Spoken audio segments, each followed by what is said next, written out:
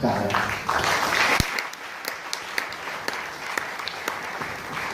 Siamo in conclusione. Io vorrei richiamare gli amici del coro di Bosa per l'ultimo canto e poi il presidente che farà insomma, i saluti finali.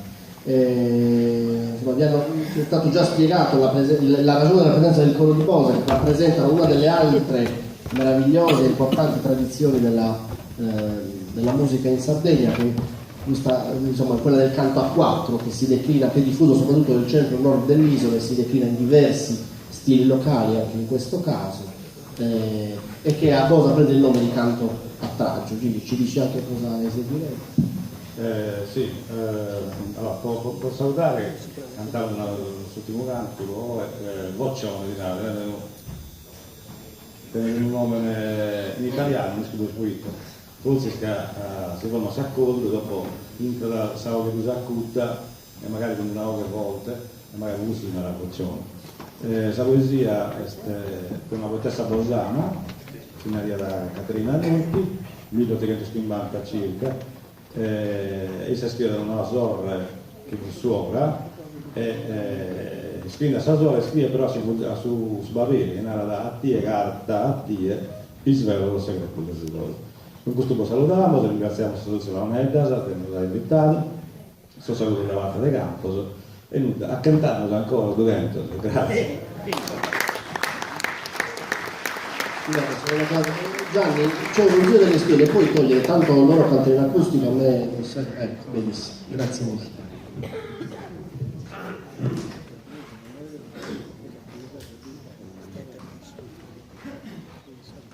Addio caltattie, il veloce segreto del suo coro,